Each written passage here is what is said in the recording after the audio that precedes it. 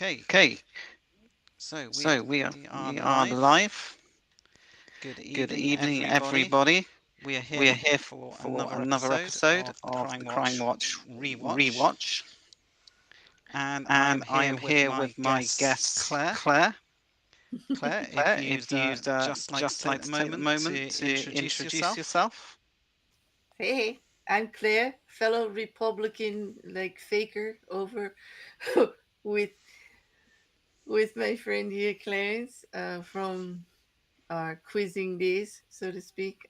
But I do true crime, and I'm really interested in this crime watch from way back because it's fascinating. So I'm very happy to be here. Thank you for inviting me because I'm nervous and excited at the same time. Like, Okay, Okay, no problem. no problem. So, as So, you as may you have may have guessed, guessed, Claire is Claire is from from not not Britain. Britain. no, not. Oh no, no, no, no, no, not European. I'm from New Jersey. Just yeah. Yeah. I'm from the United States. I just talk funny. So, So, sort of might be so it might be worth just worth just explaining explaining what it is you what it do is on you your do on channel. your channel. Oh, true So, I don't crime know. and eclectic conversations, a lot of humorous stuff. I basically it's called Clear View because like I do whatever I want. But I'm very passionate about true crime. I follow a lot of the celebrity cases in very legal, intricate cases right now. A lot that are dealing with new technologies in DNA, in Okay, cell apparently phone and there's still data bad echo extraction coming through. stuff. I basically, uh oh, called Clear View because like I do whatever I want. We're getting a link back. True crime. I follow a lot of the. Okay. Okay. Is it Is still it is still it still is it going? still going? They're saying it's an awful echo, and I heard myself come back, but I don't now. It wasn't in the beginning, and then just a little bit, it started the loop. Okay, Yeah, from Clarence, there's a double echo. so Mm. I'm still That's what echoing. the chat.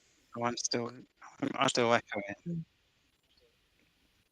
That's what the Scott is saying. I don't hear you echoing. I still hear the boom, but I don't hear the echo on you now. Okay. I don't know what. Okay. I I don't don't know know why what. it's still I don't know echoing. why it's still echoing. Uh oh, your echo's back again. I heard everything twice. I don't know if they did. Okay. Okay. I wonder if when you fix it for them and Still then I going. hear it twice, Still yeah. going? Here it is. Scott, is it still echoing for Clarence in the chat?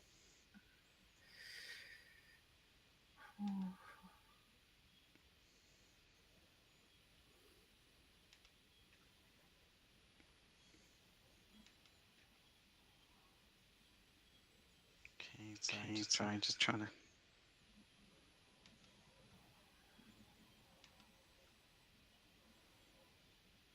Mm.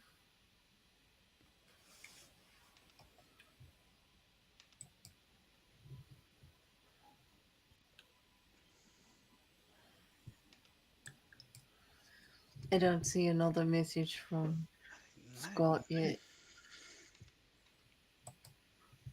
I think we blew out his eardrums and he left. I don't know. I don't know.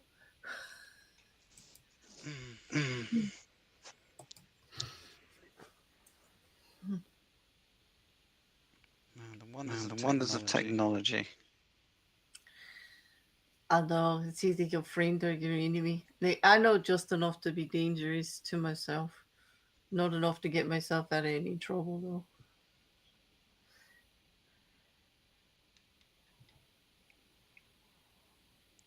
Okay. What if I? If I. Okay. What do you hear now? I hear the booming, but no echo. Booming but no echo. Scott says he thinks there's something in the background sharing the audio again. I mean, there shouldn't be. I've Well, checked. There's nothing else turned on. oh no, that's what it sounded like to me too. Like both the mics are grabbing your audio, but you said that it's only coming from the headset, right? I don't know Oh. what's. I don't know. Scott wants you to talk more Still so he coming. can tell. Yeah. Am I still coming through with an echo?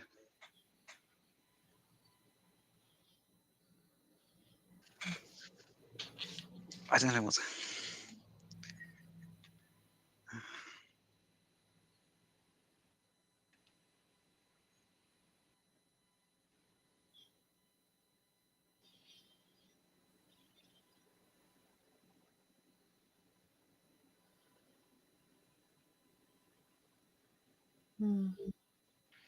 I tell you, did I just go silent there?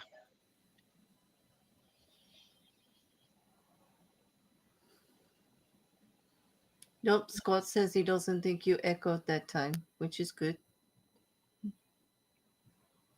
Okay. All right. Well, Try again. He okay. said it's We'll try. fix the echo. Yay. So I fixed the echo. Mm-hmm. I've probably broken it again now. It is such a defeatist attitude. No, don't say that. Don't say that. No.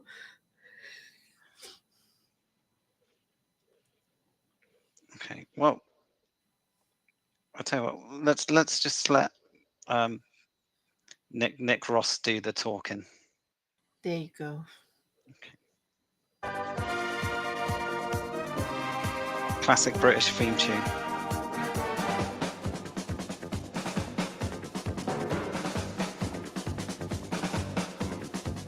Hello and welcome to Crimewatch, where you can help stop crime. In the next 40 minutes, you may see someone you know or something you remember. You'll see crimes in detail in the hope you might recognise a clue. The detectives behind me are waiting for your call, as are police throughout the country. That's the number, but have a pencil handy if you can. If you do spot something, you may want to write things down.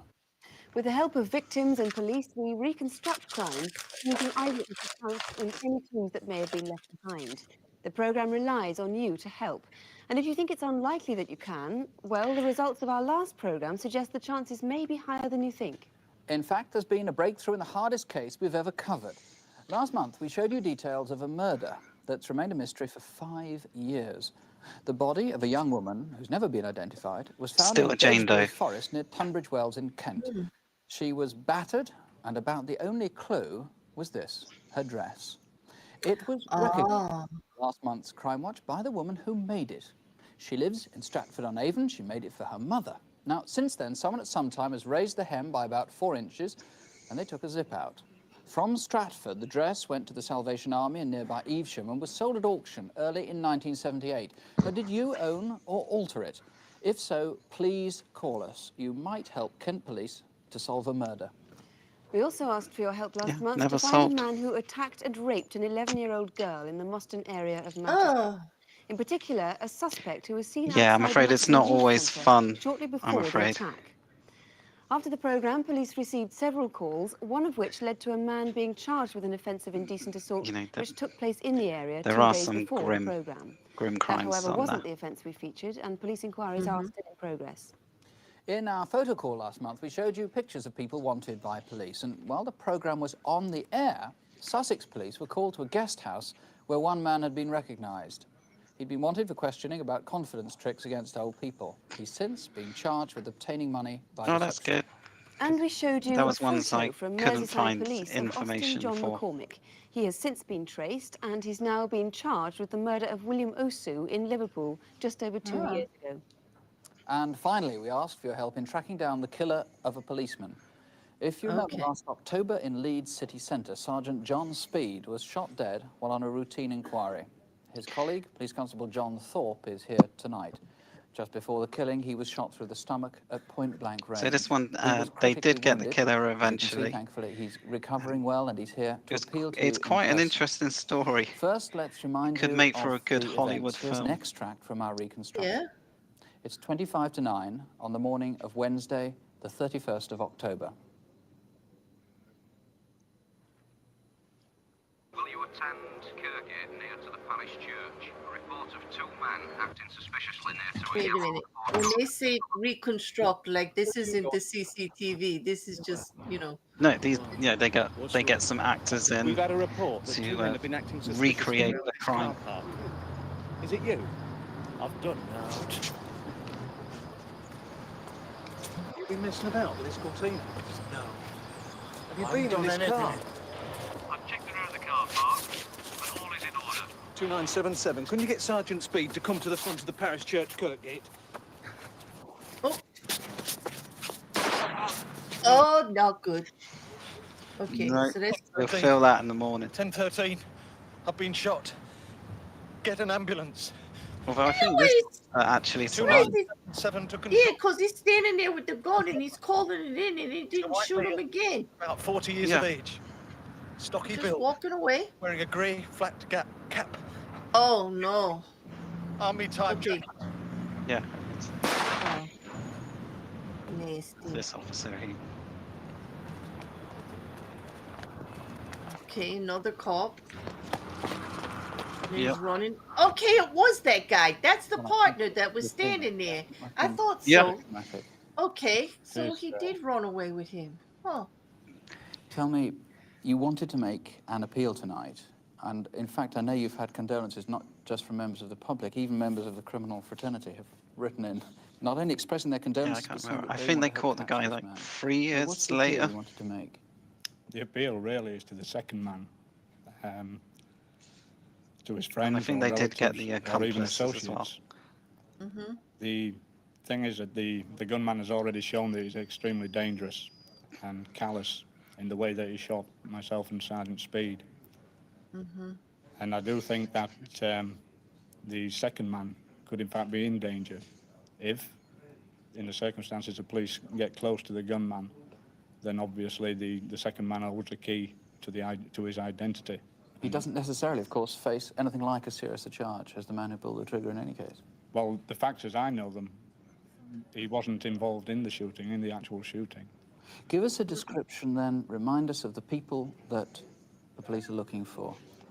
The gunman would be about 35 to 42 years of age. He's a white male, would be approximately 5'10" See, like tall. his flat cap. He's like a got proper short Yorkshire farmer. hair around the ears, which is graying slightly at the temples. The second man would be possibly slightly taller. He again is a white male, but could be 5'11", 6 foot tall. His appearance Yeah, was rather Arcanet's scruffy, confirmed. They especially did around catch the him face. a He had few full years beard later. and moustache, and his hair was collar length, but slightly ruffled. Okay, well, if you know those two men, Do you like or Nick's indeed if you Nazi were scarf? driving or saw anyone driving a black Ford Escort Mark 1 towards Black York, Ford. please do call us. Here's the number, 01811 8055. You could talk to John here, or to a colleague of his, or to a BBC researcher if you prefer. Or you can call the police in Leeds direct on Leeds 454 197. That's 0532 454 197. And let me repeat, you can call in the strictest confidence. Well, this month, police need your help with a crime in the West. Okay.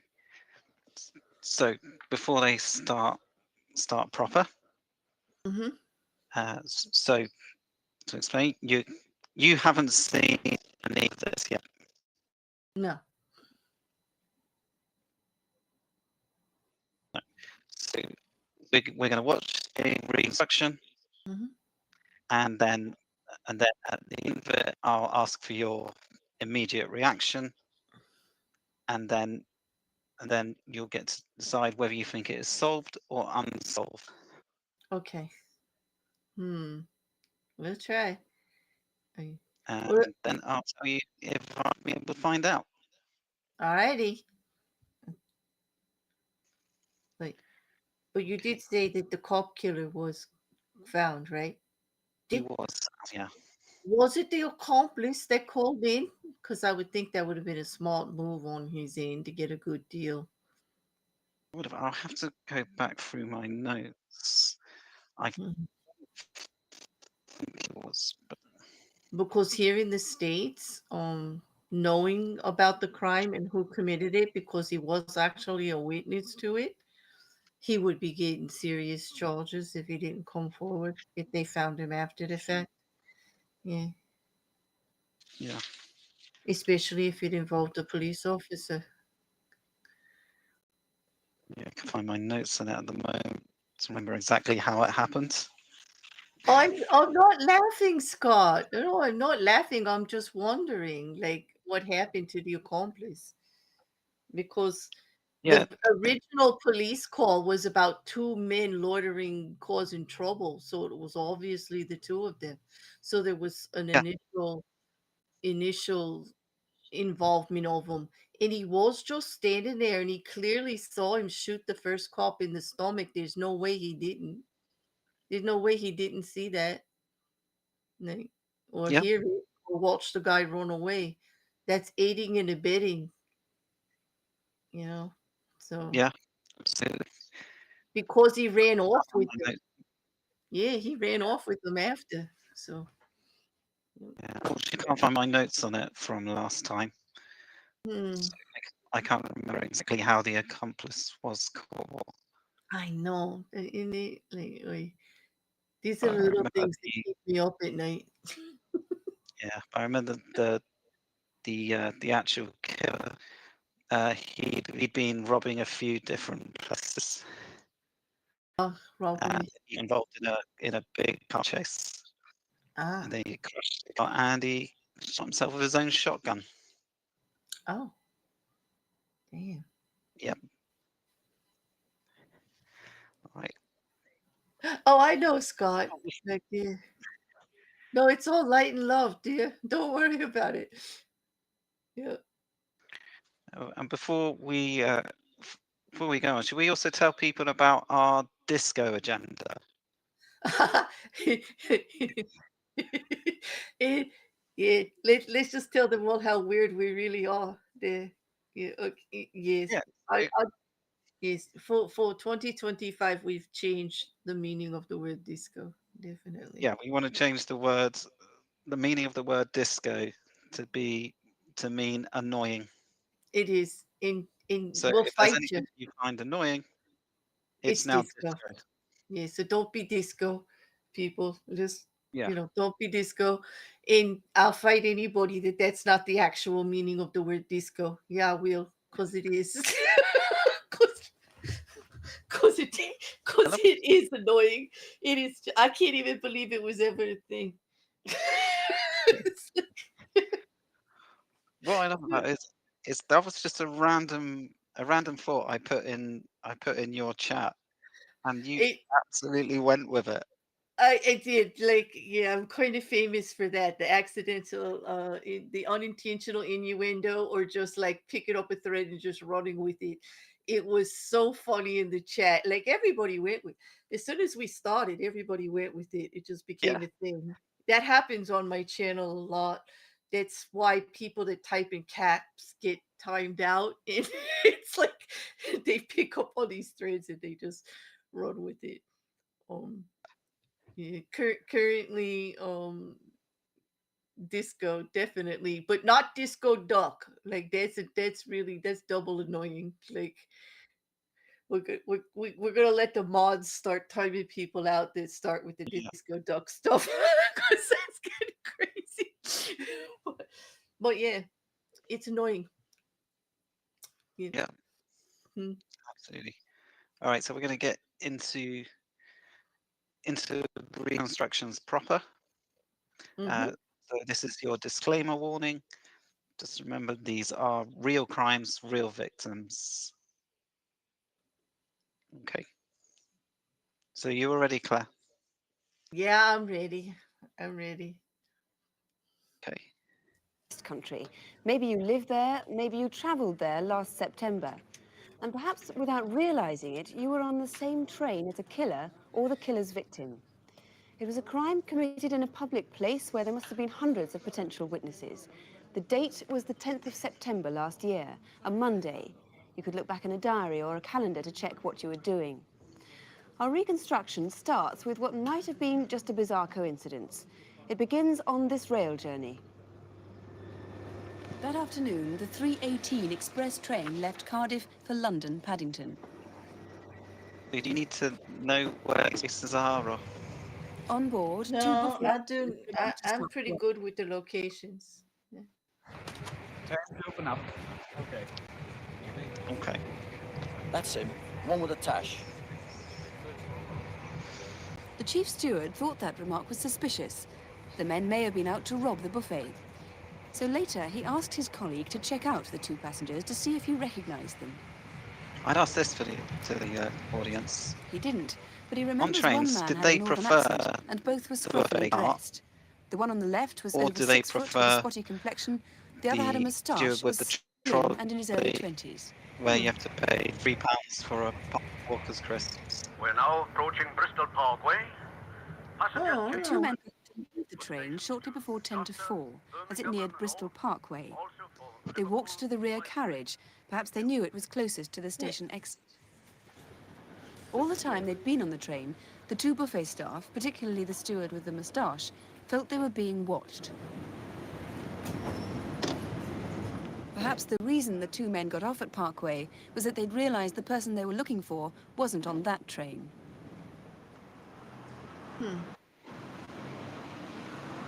Early evening, the same day, at Paddington Station in London. Another steward, also with a moustache, Mark Yendall, and this stewardess were due to start their last shift of the day. It was the 80s. Lots of people had a moustache. They will look. The 7:30 evening train to Temple Meads would take them both back home to Bristol. Good evening, ladies and gentlemen. This is the chief steward. The buffet car, situated at the rear of the train, is now open for light refreshments, drinks, toasted sandwiches, etc. Thank you. Okay. Regulars on the train might well have recognised Mark Yendall and his assistant. They often worked together as a team on the buffet cars on that West Country line. Mark was married with a baby daughter, and he was known for his individual style of American working. trains? He rarely wore the full chief steward's uniform. You know what? Not on any trains that I want. Like here in the Even States. as waiter Head to a of few buffet. regular customers.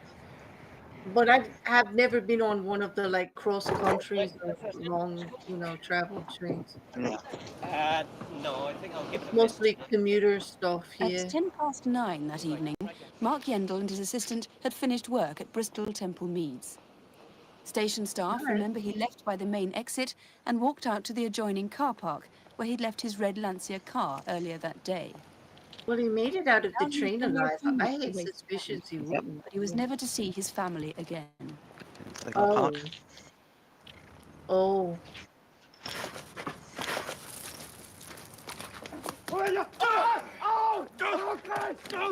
Oh, From forensic evidence, brutal. it would seem that Mark was attacked in the Yeah. car park by at least 2 men, and that he was then driven away in the back of his own car. True as it can be for the BBC. Whoever killed him must have had some local knowledge, because the Lancia was taken to Welsh Back, a spot between the Bristol and Redcliffe bridges, and conveniently close to the water's edge.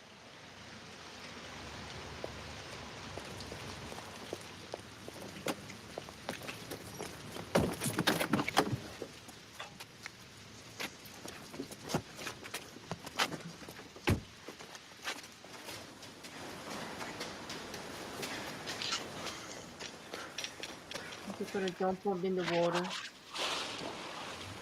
Yes, swimming with the fishes is like proper gangster stuff.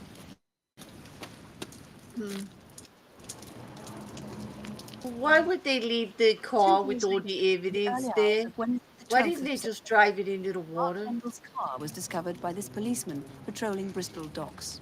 Yeah? It's a good question. Criminals can be so stupid. They really can. Bloodstains on the car and pavement led him into sheds by the dockside, and he followed a trail to the water's edge. footprints, fingerprints. I'm not. I just think it's funny. Like it's a generalized comment. It's not against the country. Request Welsh back. Vehicle found in Yeah, I mean, suspicious circumstances. Over. as you know, This Claire was where frogmen working in knows 14 the feet best of way water to get away recovered with the body of murder. Mark Yendall. Yes. Wouldn't leave a Mark, pictured trace. here only months before his death, No. had not been no. robbed. It was an apparently motiveless killing. Well, Detective Chief Inspector Jeff getting Parker harder was this with the new technology. Apparently motiveless killing. You got any immediate thoughts? I don't think it's motiveless. They mentioned these men with mustaches multiple times, so obviously they're leading us to a path here that he was targeting in some way.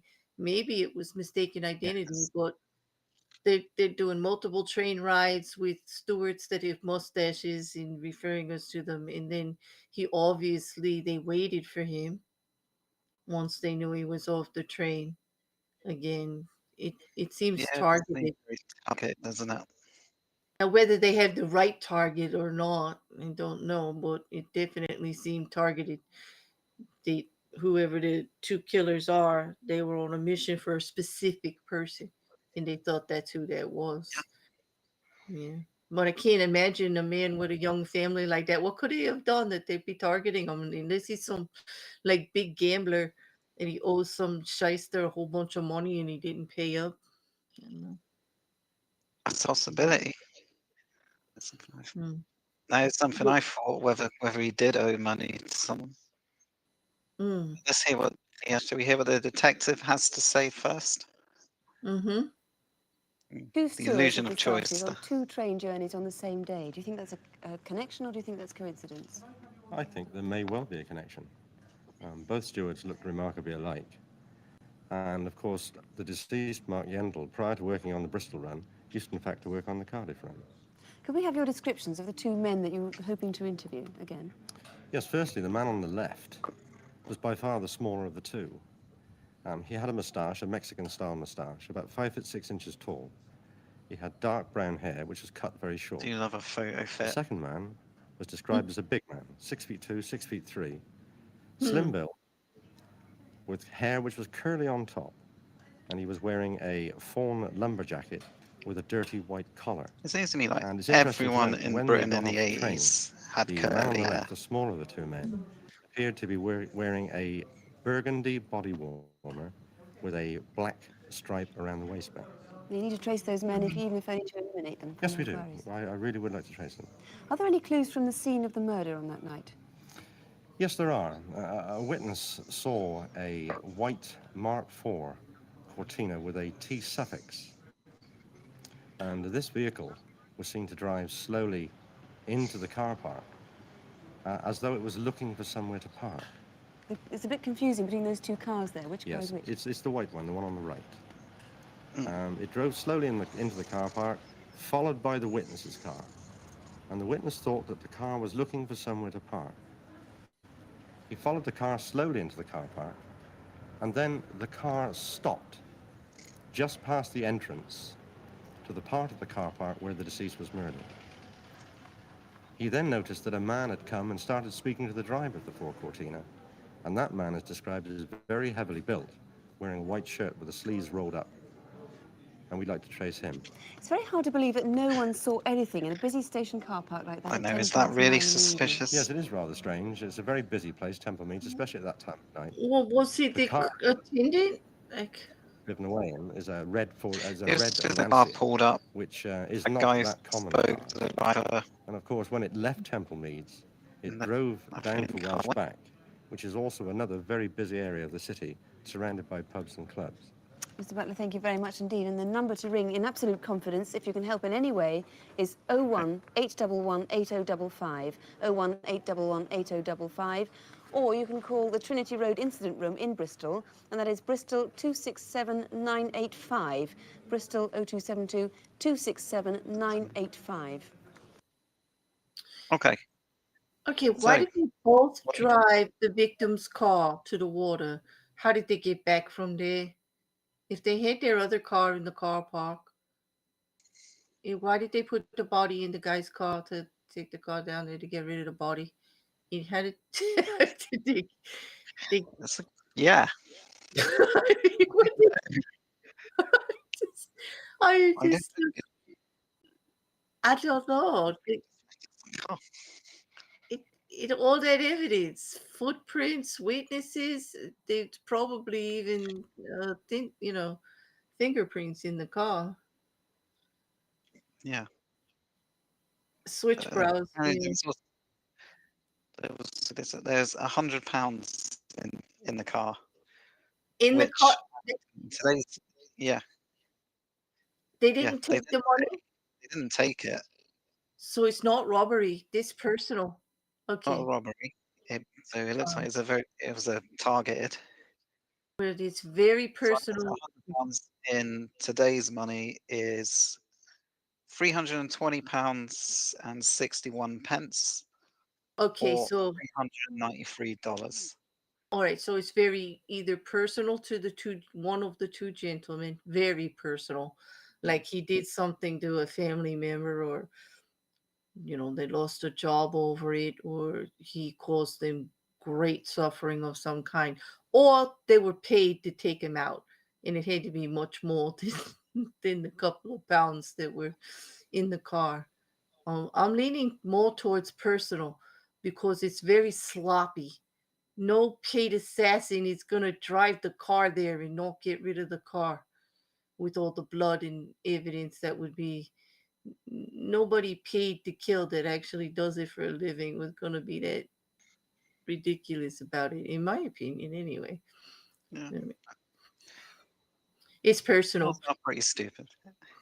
Yeah, it sounds like he got somebody fired. Or, or It he does did. sound like it's Maybe he's a witness in a. He saw something he shouldn't have saw. My new theory is he saw something and was going to testify against one of them, and they were looking at serious jail time, okay. messing up their lives. Well, Yeah. that's not something I've been able to find out. But, Did they solve this one? I think do you think they were. solved or unsolved? I say solved. These were some bumbling little criminals here. This should have been solved. I think So so. bumbling criminals, Mm-hmm. but smart enough. They got away with it. They got away with it. It's not solved. Oh wow. Not been solved. Oh man, and that was sloppy. Yeah. Hmm. There was one person that they did charge with it at one point. So as it turns out, Mark Yendall, he had separated from his wife for a year, I think they said, but Mm-hmm. um, but then they had recently gotten back together, and they did charge her former boyfriend Edward Witt, but The man in between. So the yeah, boyfriend did she? Okay, so they separated. She got together with this guy. Then they got back together, and then the guy she was with is the one they charged with the crime. See, they did. now that's personal. That's personal. But So the okay, charges got dropped. why? They the Crown Prosecution Service just didn't think there was enough evidence. Okay, that doesn't mean he didn't do it. That just means they couldn't prove it. That Well, from just what I've read, means his wife doesn't think he did it either. wait, his wife who okay, so wait, okay. Of course Yeah, the wife doesn't think he did it. She doesn't want to think that she was with the guy that killed her husband. Like she wants to think that she knows him better than that. Like that's just yeah, no. yeah. Never ask the partner if the ex partner is guilty. Never ask them. They're jaded. Like there's too much emotional stuff there for them to know whether they're guilty or not. No one really knows anyone else. I'll tell you that when it comes to a crime. No one could vouch for the person next to them. Crime lives in that part of people that we don't really show everybody. So it would not be unusual for the ex-girlfriend to say, "Ah, no, he's a nice guy. He'd never kill my husband." No. Okay. A Yeah, very no. cynical view of the world you have there. Hey, I eat and I live and breathe this stuff every day. I wake up every morning to a cup of coffee and a legal brief. Like, this is the That's way true. it is. Yes, it's just the patterns I see. But I'm sorry for him that he didn't get justice. You know. Yeah. Okay, so does the story twist? Does she go back to the murderer? Like, of course she does because she didn't think he did it. I think he did it. I read it. It didn't say she ever went back to him. Well, we have to read the other kind of newspaper. We have to read like the Star from the supermarket to find out. Like that's all Yeah. gossipy. Yeah, but no, like I'm surprised that they didn't, especially since it is obviously a very personal crime. This was a crime of passion of some sort. Yeah. I mean, Somebody messed with it, somebody else's life. Yeah. it does Hmm. look like they were deliberately targeting. It wasn't just a random act. No, no. In they say they didn't have enough evidence to prove the case, but that doesn't mean there wasn't evidence there. I'm sure that they arrested him because they had very good leads. I'm sure he has no alibi for the night. I'm sure one of his friends talked about how angry he was about the situation. You know what I mean? They just Yeah. didn't have enough. Yeah. Yeah. And that's usually a fiduciary kind of decision sometimes because it does, nobody ever thinks about what it actually costs to prosecute. It is quite expensive, at least here in the States. I don't know about in the UK, but a lot of time and effort. And also in the UK, your rights for the defendants are much more extreme than the ones we have in America. Like you We actually do have treat, a high bar. you have a very high bar, which I admire and respect from what I know of English law. But you also have great protections too. You got some of the best harassment laws in, cyber stalking laws that are starting in the UK, something that Yeah. America could definitely benefit from. Um but it's those protections that make it much more difficult to prosecute. But you also have great tools like CCTV and neighbors who have no problem telling everybody your business. Like it's like the honorable thing to do. You see it, you talk about it. That's it. Like nobody gets Yeah. away with it as much. Um, so but it can be quite expensive, and Yeah. so I'm thinking they had the right guy actually. In my eyes, just because they didn't prosecute doesn't mean it's not solved. I'm satisfied that they know who did it. They just Yeah. can't nail him. I feel like maybe that they know, but they can't prove it. Right. Yeah, and which happens a lot. It's kind of pseudo justice. Yeah. Mm. So yeah, Mark Yandel murder is officially unsolved. Mm. Okay, so move on. Mm-hmm. Now, this month's photo call. People whom the police would like to These are trace. just Chief Inspector little David short ones. Hatcher and DC Helen Phelps have the pictures. See if there's anyone you know. Photo Call has a strong Scottish flavour this month, but the people we're looking for could be anywhere in the UK. Our first face belongs to James Bagri, who escaped from Edinburgh prison on the 16th of October 1983. He'd been convicted of murder the year before. Bagri is Wow. 43 years old, Yep. 5 foot 10 inches tall and well built. He's considered dangerous and could be violent if approached. Okay, so escaped murderer on the run. What do you think? Do you think they ever caught up with him? What he doesn't look like a murderer. I think he's probably still out there. What does the murderer look like? I don't know, but this one looks kind of friendly. Like he doesn't look that dangerous to me. Like, I could imagine that he's still out there.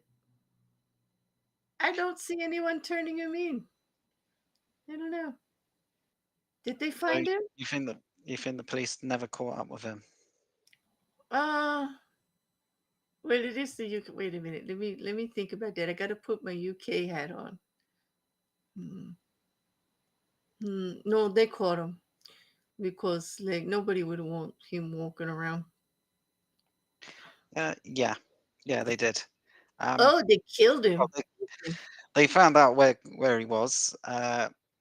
He was in London. They chased him all the way to Earl's Court, and he holed himself up inside a van for 2 days. 2 days. Wow, this dedication. Okay. Yeah. Wow. So how did he get out of prison? Like, how did he escape? Just I think he, I know I'm asking the questions that don't have the answers, right? I'm sorry, but that's how my brain works. I'm like, wait a minute, how did he get out of, like, he's a murderer? That's a pretty high security prison, like in UK, yeah, because you separate. I know you do now. You separate your prisoners based by offense. You know, you've got class A, B, C. You know, the type of things. You know. So he yeah. It doesn't had actually say specifically how he wow. escaped. So he trapped it. They found him in the van, and he stayed there for 2 days. Yep, and then he committed suicide. He did. Oh, Yeah, he shot himself. well, I guess he took some time to think about it, and that was the only way out, I guess. Well, it was either he was going to do it, or he was going to walk out of that van and let them do it. This wasn't going to be. Well, if it was America, they probably would have shot him because he was listed as dangerous, and they would be afraid of being shot. Yeah. Well, all right. But you know, he doesn't look like. Does he look like he doesn't look very? He's got a happy, smiley face. Yeah, it doesn't have like mean eyes or anything. Yeah, I don't know. Like you never know. You never know. Really. All right, so that one's solved. To trace So, George this one. Mackay, who absconded from Edinburgh prison on the 28th of December last. He was serving a life sentence for murder. Mackay is 33 years old, stockily built, and as you can see is heavily tattooed on both arms. He has been sighted in the Glasgow area, and apparently he shaved off his moustache, lightened his hair, and lost several pounds in weight. And now the first of two missing persons. Okay. So we'll do George Mackay first. Okay, so he looked a little more Murderer on the run. dangerous. He does look dangerous though. He's got a dangerous look. But now he has no mustache and his hair is lighter. That must have changed his look drastically. Yeah. Hmm. What do you think? Do you think they caught up with him?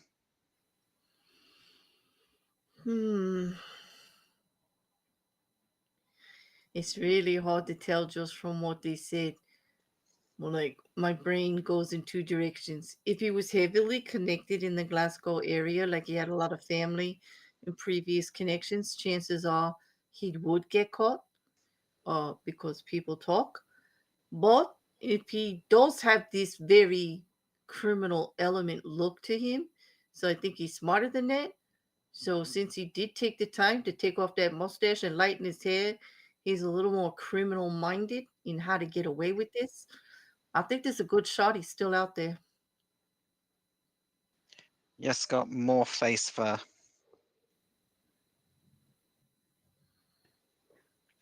Yeah, he did get caught again. Oh, he He did. actually tried to escape a few times, and he kept getting caught. Wow. He's Yeah.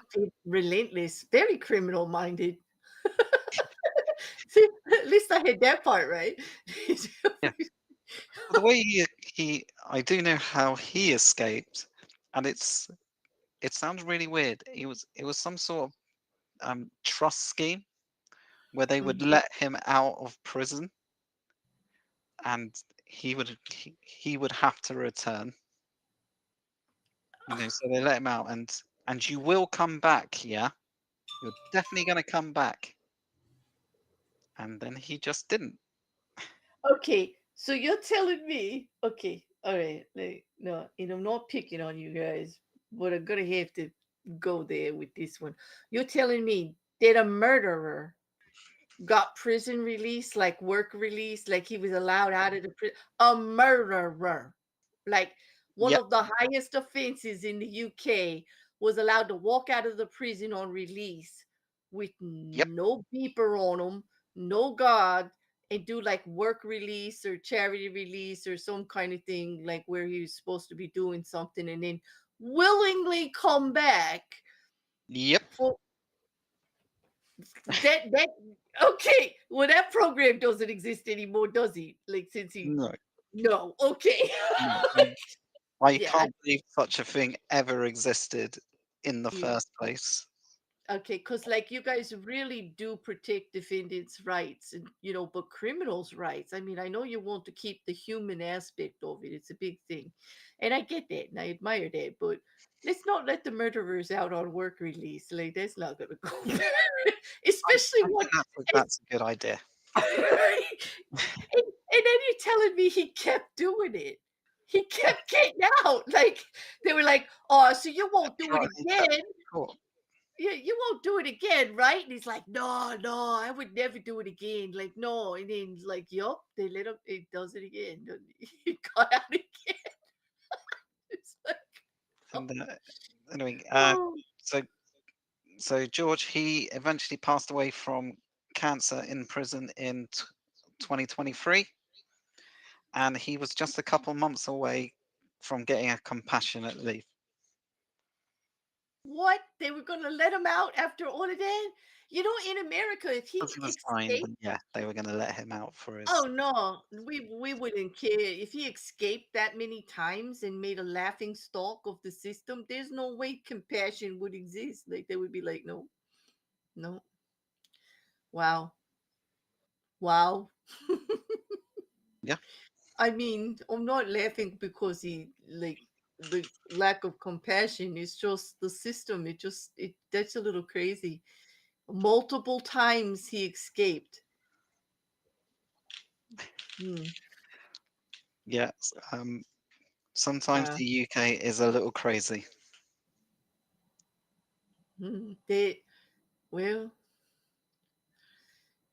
at least they keep catching him and bringing him back. Yes. Scott has said the trust key thing. It happened a lot.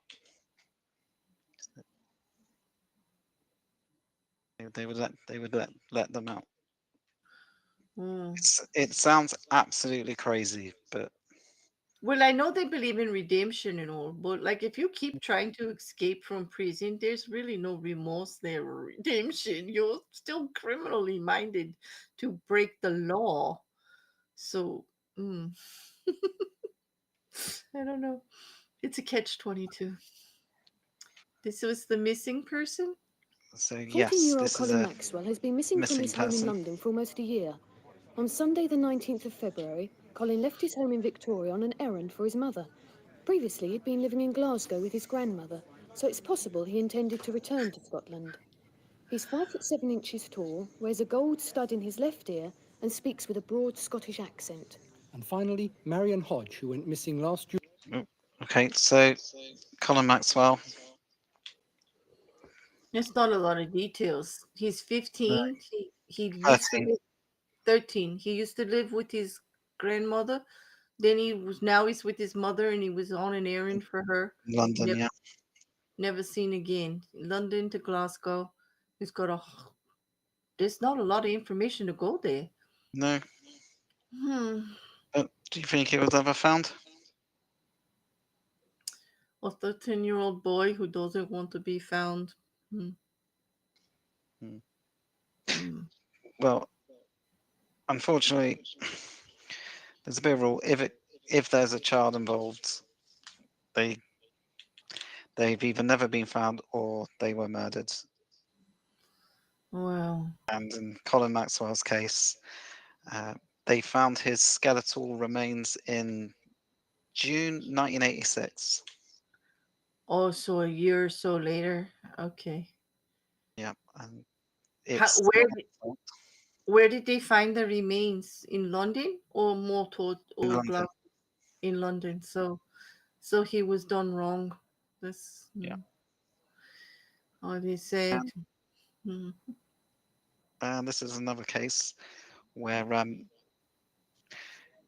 in 2004, his mother's boyfriend of the time, Albert Newman, was due to go on trial for his murder, but his case was dismissed again by the Crown Prosecution Service. So mom had a boyfriend, and it's not uncommon, teenage boy, mom, little bit of a rough life, boyfriend, they don't get along. Boy doesn't want to respect boyfriend with any kind of like fatherly respect. Yeah. Boyfriend being entitled. Yeah. Ah, that's terrible. But they still tried to pursue it all those years. So I get, at least they attempted justice for the young man. Yeah. And at least they were on the right track. A lot of times when it's the kids disappearing, teenagers, it's either, it could be really close, family or friend, or it's just those random, here in America, it's the random van bad guy, kind of situation. Right. This next one, we might have to be a little careful what we say, and I'll explain why at the end. July in Dumfries. At 7:30 in the morning on Hodge. Friday the 6th of July, Marion's husband drove her from her home in Lockerbie to Dumfries, where he dropped her off in the White Sands area. She's not been seen since. 5'4" tall and of slim build, Marion was carrying a blue canvas suitcase and a brown handbag. Please contact us if you think you saw her that day, the 6th of July, or at any time since. So if you have any information about any of our 4 photo call faces, the number to ring is, as always, our studio. So, Marion Hodge, normal everyday woman, suddenly disappears in 1984. What do you think? Do you think they ever found her? Well, there's not a lot to go by. Last person to see her was the husband. He dropped her off in a specific area. Well, they didn't even tell us what the reason was. Like, was that for work? Was she visiting friends or family? Or did he just kick her out of the car? Huh? She's young too. In the mom. Yeah. What? Okay. So, well, I'll tell you, and why we have to be a little careful. Say because, so, Marion Hodge, she's never been found, but her husband is due to go on trial for her murder in March this year. All these years later. Yep. Wow. That's more than 30 years. Like, that's 40 years? 40 years later? Wow. Yeah, 4 years, yeah. So you guys don't have a statute of limitations on murder either. That's the same as America. Like, so they think that he killed her. Which, they don't have a body, but the rule of thumb. They've got enough evidence. It's always Victim they don't need a body. We've got plenty of cases here in America where either the body evidence got thrown out or they never found the body. You could build a case. And even in the UK, you can build a case around circumstantial evidence if all the pieces, if the totality of all of that evidence paints a very probable picture. But it depends on which way the jury goes, right? Like, yeah. Wow. Like I say, that is due to happen in March. Wow. Oh, please keep me up to date on this one. I'm going to have to look her up. Like, I want to know what happens now. That's fascinating. 40 years later. And often they look right to the immediate people in your life if you go missing, like your closest contacts. And in this case, he was the last one to see her. Yeah. So he's immediate suspect, and it was obvious on their radar the whole time. But he must something must have come to light within the last years to bring that Yeah. in. Somebody came forward, or he spoke to the wrong person, or some evidence was found. Because that's going to be hard 40 years later. That's dedication. I have to say, that's dedication to keep a case like that going. Yeah. I think there's like a policy where the cold case where you're supposed to look at unsolved crimes like every 10 years or so. Mm-hmm. Or if somebody comes forward, Yeah. I'm thinking, somebody came forward with something, or something came to light, or just somebody, just fresh eyes on something, started to click. Well, it's fascinating. I can't wait to find out like what's going on with that, because that's really hard. No body or anything like that. Yeah. Yeah. It's very hard I'll, for him to I'll prove he didn't do it. You know, Hmm? in the UK, is it the same as here in America? The defense does not have to prove anything. They could just sit there and do nothing. It's always the prosecution that actually has to prove the case. In UK court, it's the same, right? The prosecution. Yeah, UK, you have to prove the case beyond any shadow of a reasonable doubt. Mhm. So he doesn't have to say a word. He doesn't have to provide any defense or why it couldn't possibly be him. He could just sit there silent and just let them lay it out. And it would be up to whether they believe it or not. Well, yeah, that's his right. It's the same as here. Yeah. Wow. Mm. It's onto And next no one. body, so it's not going to be DNA. 805. Yeah. I'll bet you this case comes down to months, a what hooded he told somebody else in black and CCTV. teenager in Berkhamsted in Hertfordshire. Yeah. And then you got to think they've got to have something compelling. Mm-hmm.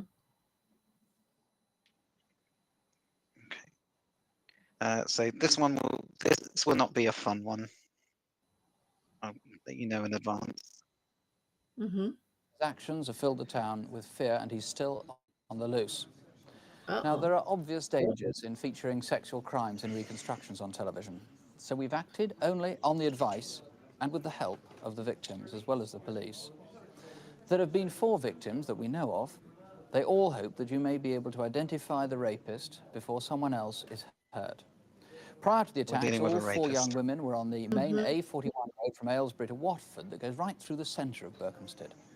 The first victim was walking home from the station after an evening out with friends. In this reconstruction, actresses are used throughout, not the real people, and although you'll see snow, there was none when the attacks took place.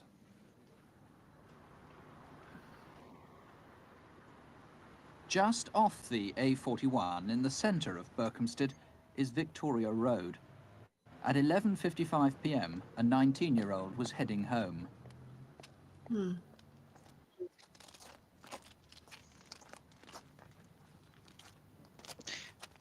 They use the real streets and locations. Mm-hmm.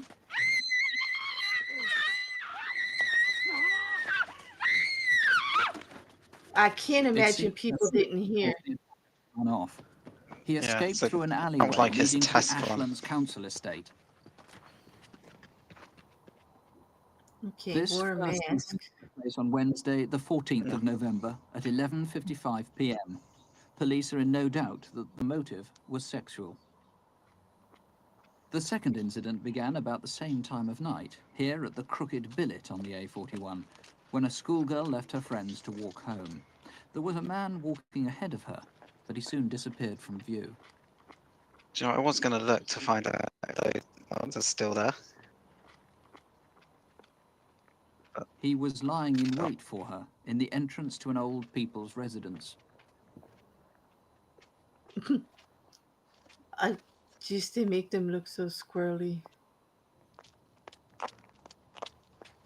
Uh-oh. The balaclava.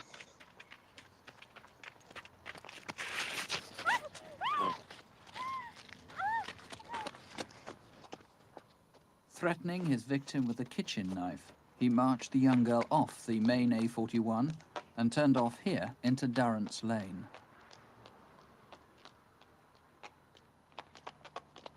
That seems like he had to take her a long way.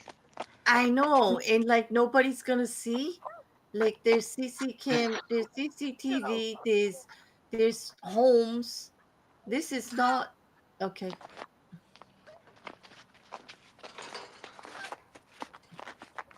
He had to take her quite a ways. That's sloppy. Yeah. This second attack was on Sunday, the 25th of November, I don't at know, about it's that British 11:30 thing where we p.m. just The don't want to get 15-year-old involved in victim was anything. raped. Same type of On the A41 description just of the outside man. Berkhamsted is the old Mill House Hotel. It's Saturday night, the 15th of December, and there's a private birthday party in full swing. At 1:45 on Sunday morning, the party finished. These two girls had been promised a lift home, but the driver seemed to have left without them.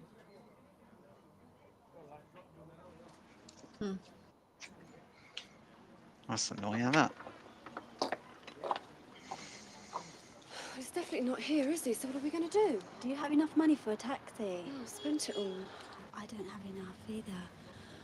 Come on, let's start walking. It's 5 miles from here. Come on, we'll be all right. Okay.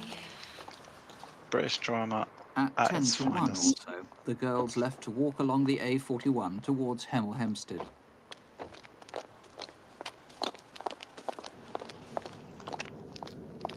Oh, look, the lights stop up here. Let's go back. No, come on, we're bound to come to a phone box soon.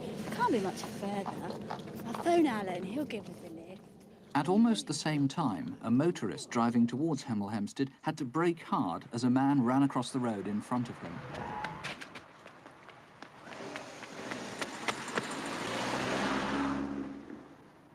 A few yards further I'm on, amazed the that driver people noticed remember the two details young like men. that. Now they were being followed. Uh-oh.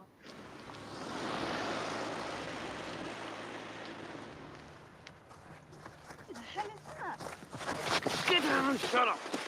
Got a knife. Keep your heads down.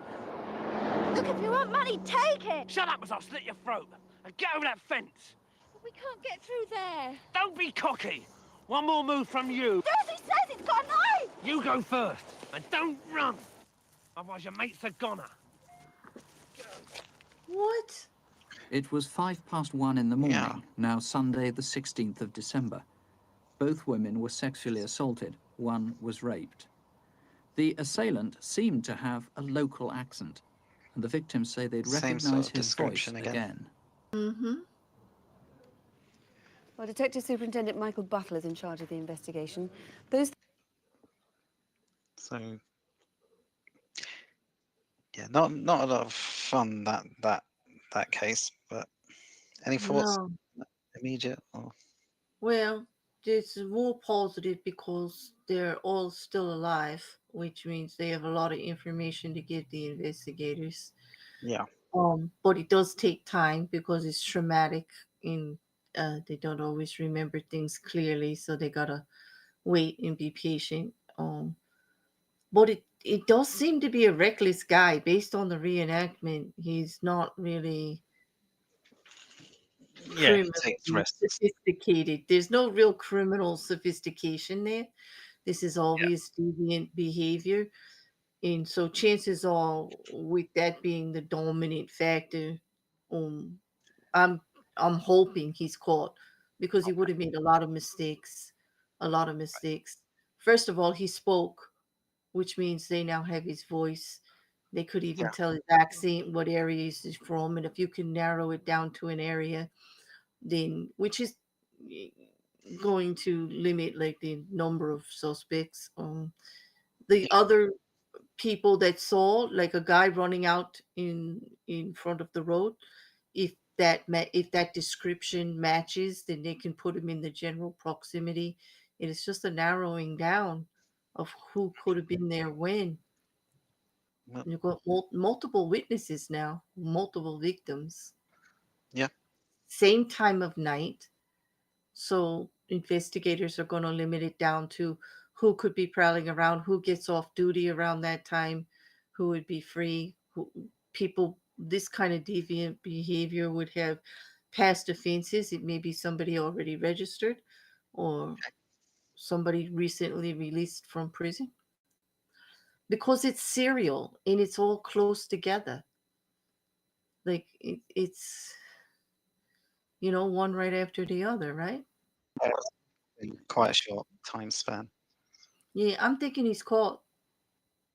Yeah. Right, let's just hear what the detective has to say first. 3 attacks all took place within quite a small area of Berkhamsted, didn't they? Do you think this man could be a local Yeah, man? well, quite local There as is well. every indication that this man may possibly be a local man. He has obviously a lot of local knowledge, but it may be that he has since moved away from the area after living there for some time. The description that we have got of this man is that he's between 18 and 30 years of age, 5'6" to 5'8" in height, a white male, very broad-shouldered for a man of that height. We believe that he might be working on building sites or being a bodybuilder belonging to a bodybuilding club. He has very strong arms and very thick in the neck. So what exactly Bodybuilder. appeal do you want to make to us tonight? Any person that remembers a man returning home, especially after the second and third attacks on the young girl, the 15-year-old, and on the 2 girls on the 15th of December, who returned home in a muddy, filthy condition, because we must remember that on the third attack, it took place in a very, very muddy field, and he would have been very heavily covered in mud. The clothing he was wearing on the second attack was a green jumper, a green balaclava, wearing green gloves and green corduroy trousers. On the third attack, he was dressed in a blue balaclava, a blue jumper, and either So the blue first one faded that was jeans like his or test light run. grey trousers. And briefly, there's a handbag that one of the girls lost during the attack.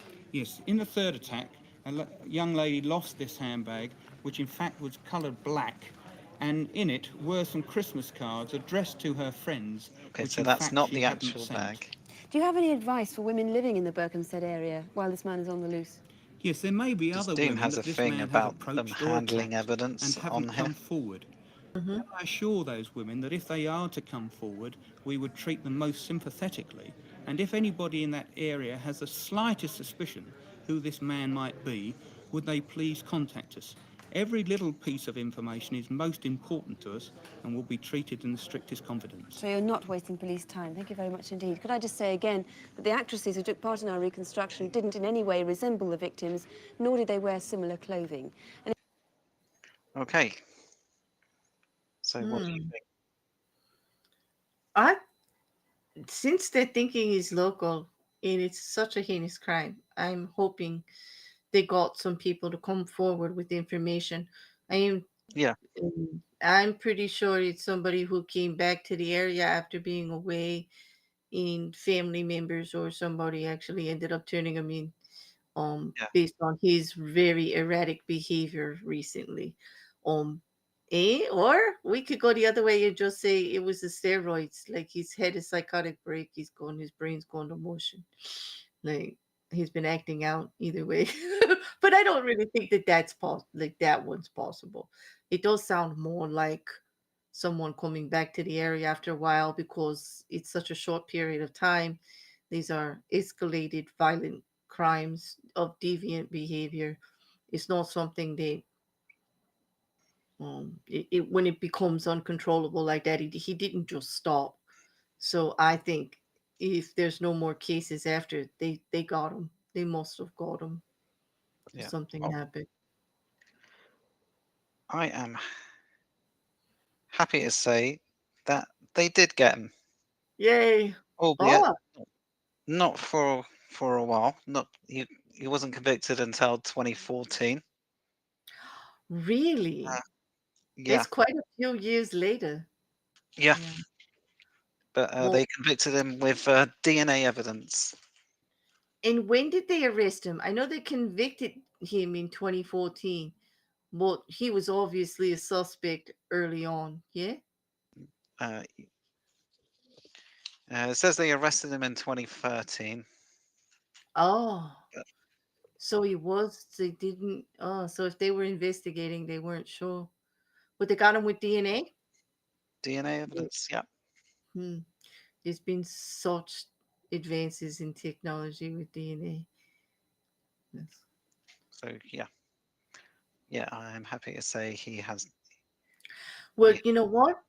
Yeah. Well, did they got him with DNA? Did they get him on DNA because of him being a suspect in another case where they had his DNA? Do you know, I haven't been able to find why they actually took his DNA. Because he'd have to be in America, he'd have to be under investigation, and they would need a probable cause warrant to get the DNA. Yeah. Or, yeah, like they would need like an eyewitness or. Yeah, I feel like they must have arrested him for something else. And in the And UK, that's how they got their DNA. Got his DNA, and yeah, and if that's you're how they were able arrested, to match it. must be, and then it goes through the system. Yeah. And that can take a long time to go through the system because with the sensitivity of those type of cases here in America, we keep those databases separate, and you actually have to search them under a special need, you know. And so I don't know, do you do the same thing in the UK? Do you? Yeah, I think that's pretty much how they do it as well. We had a case here that became quite the civil rights offense where here the DNA is taken from the victims also, and all of those smears so that they can identify through DNA of the perpetrator later. And to be able to identify the perpetrator, then the victims will actually willingly give their DNA too, so everything can be separated as part of the process. So it goes into a special part of our data banks for DNA, and it's not supposed to be searchable for any other crimes, not the victim's DNA. Well, lo and behold, something happened to where they put it in the wrong database, this victim's DNA. And a couple of years later, they arrested her for a robbery based on the DNA. Wow. Okay. Now, she did commit the robbery. Okay. Well, she got away with it because they can't use that DNA. Because you couldn't use it as evidence. Yeah, and it became a huge case where victims were coming forward saying, why would we help you catch criminals if you're just going to use everything that we give you against us someday in the future for some else? Like, that's like kind of scary. Like, it says right in the law that you can't use that DNA for anything else but to identify our perpetrator. So it was a whole big thing. Like, it was like, whoa, there's a little, like, you can't. Yeah. So it's all in, and it all comes down to who puts the information in the computer. That's the moral of the story. It's operator error caused a huge civil rights case in the, in the United States, and a huge violation of the process, and cast doubt on the whole system because somebody keyed in to the wrong database. There you go. There was a case I'd done on here. I can't remember what it was, where someone had put the wrong dates into a computer system, and if they hadn't done that, they would have been able to catch the guys sooner. Oh, because it wasn't coming up in searches properly and it wasn't being attached to things. Yes, it's like operator error can like demolish things. Yeah, That's what. because he'd been released from prison in, I think it was he'd been released in January, but the records showed that he wasn't released until July. Wow. So they ruled him out as a suspect in a case because they thought he was still in prison at that time when he wasn't. So and yet he was actually possibly able to commit the crime. Wow. Yeah. Yeah. Yeah. We one of the most amazing things I've seen in DNA technology lately involves a case right here in New Jersey.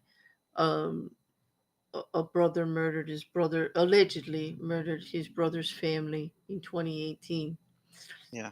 And there's new data sorting DNA software coming out of New Zealand, which can actually identify smaller particles of DNA in mixed DNA profiles. In murder scenes, often have mixed DNA profiles. In other words, there's more than one DNA per contributor to each sample because there's a struggle, or there's blood, there's some kind of altercation. Both the perpetrator, the victim, or multiple people can be involved in that sample. So they're taking blood spots in this particular case off a pair of jeans. And because it's very important in this case that they're able to use this technology, which has been used in other states, but has not been used in New Jersey in any court case. So, of course, the defense is going after the technology immediately. Oh, it's new. We don't know about it. You got to get rid of it. And in this particular case, on the defense team, they have a special forensic DNA expert who's on the defense team, who like is trying to tear the technology apart, but it's kind of going both ways. It's excellent technology, but they identified on the genes some mixed samples of the alleged defendant, the murderer, and the children's DNA of several of the victims. And the reason that's important is because he torched the building, and the bodies in the crime scene were burnt to the ground. So only the evidence found on his personal clothing that he buried in his house later is actually active and able to be used. So being able to find the victim's DNA mixed with his DNA on his own clothes is a big thing. But so if that gets tossed out, that case is going to go into the toilet. But it's interesting because like all of we've got a famous case, the Brian Koberger, the Idaho 4, where they used genealogy tracking to narrow the suspect pool. Yeah. And that's become a big thing legally. Like, can you do that? Can you not do that?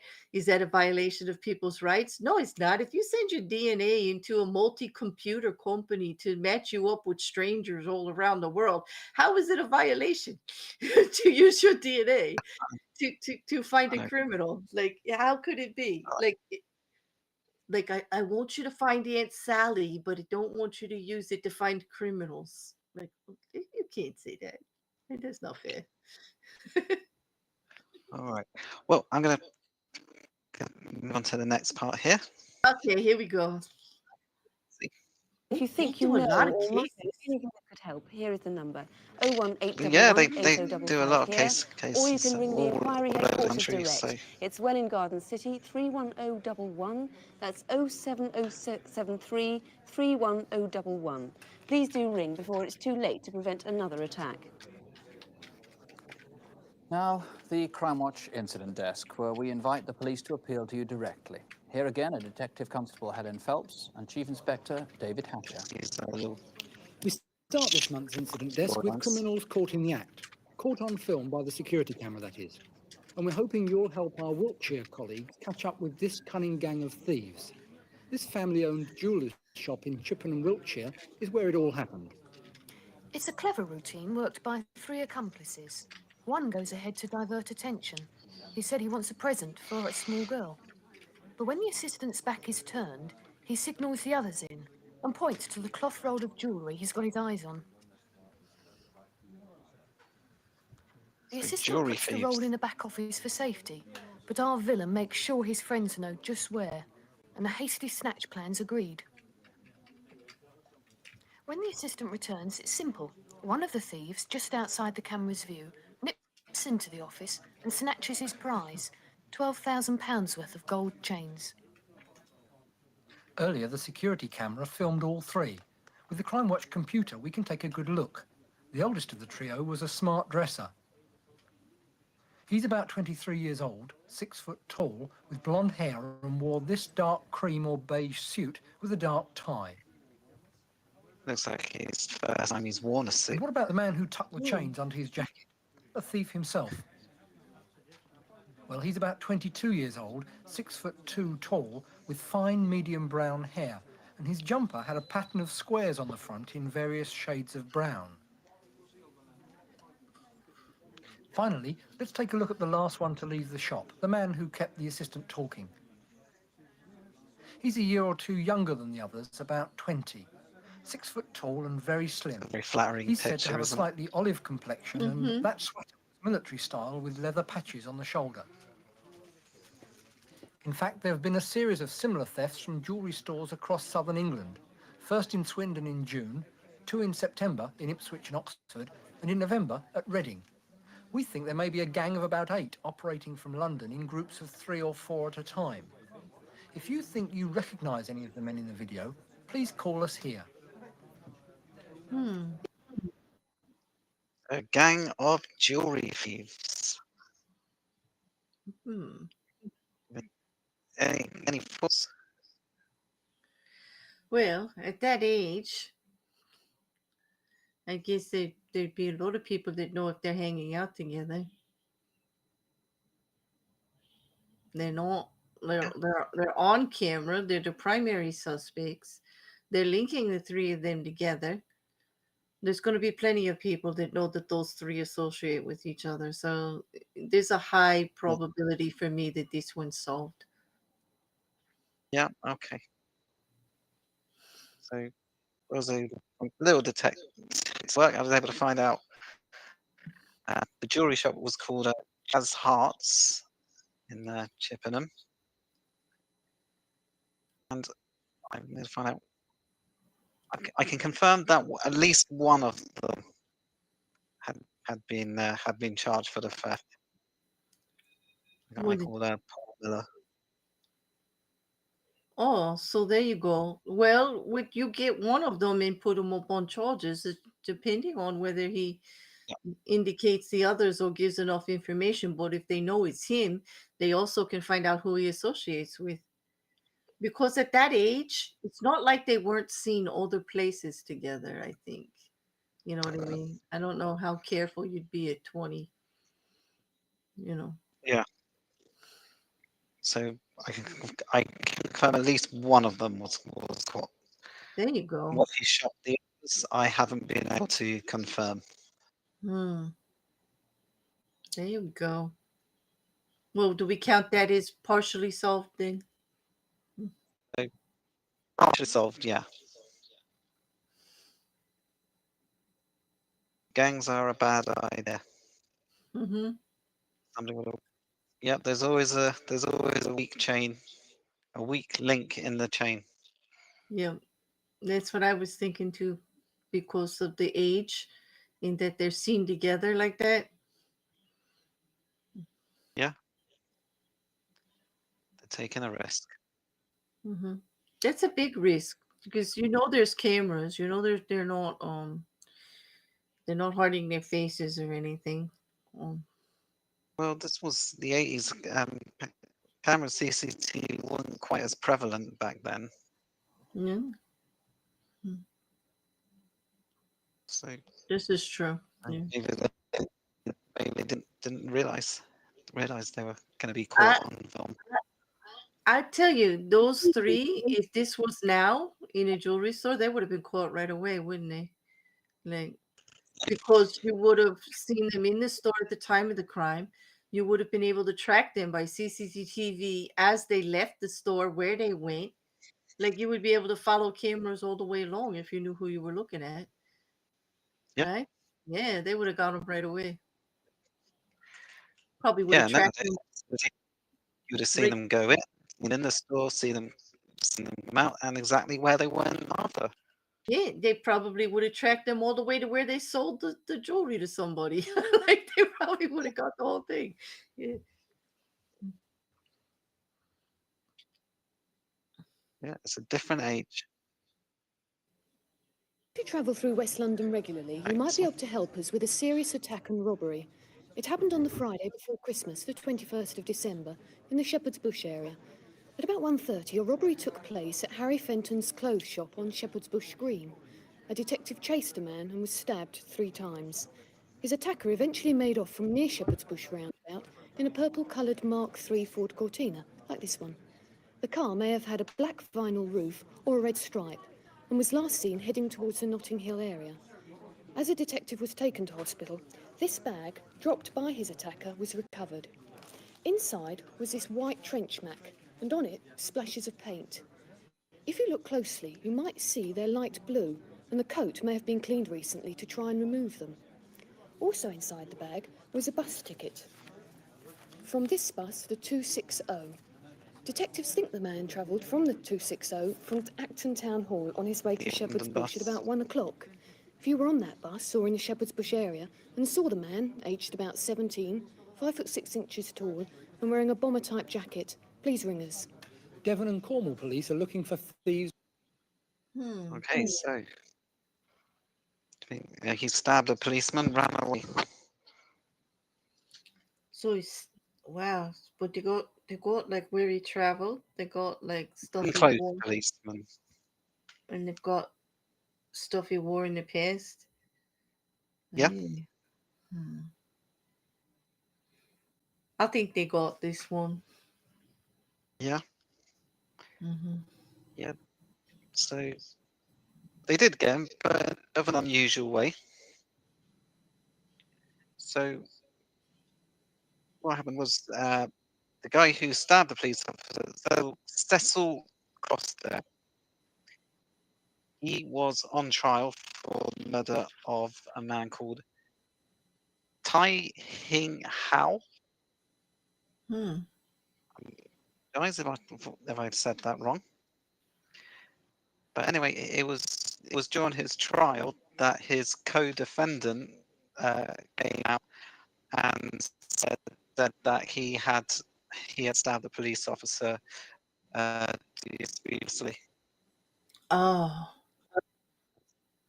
And yeah, they were able to prosecute him. Is that his picture there? Because that doesn't look very much like the man they said they were looking. That's a picture of the police officer. Okay. Yeah. Scott, do you hear an echo? Because I hear an echo now, but it might just be internal here. Like,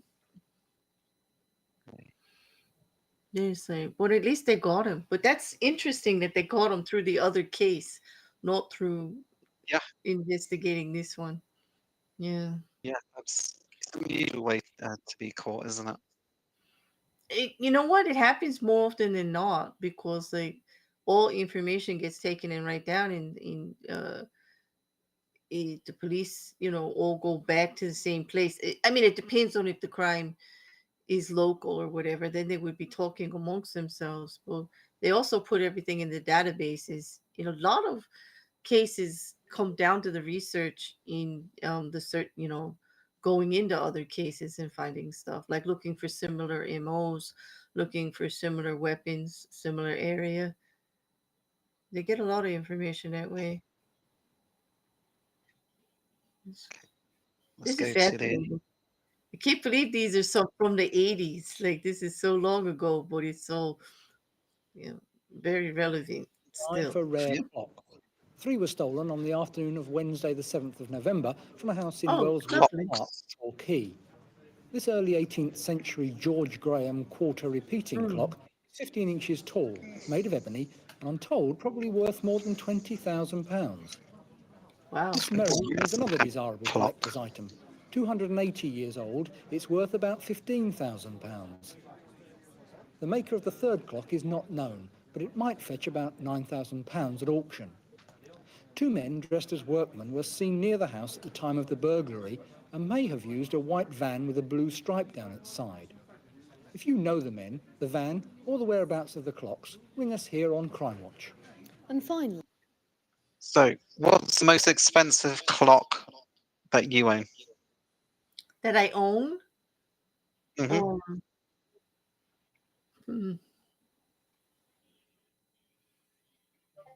Probably the one... £9,000.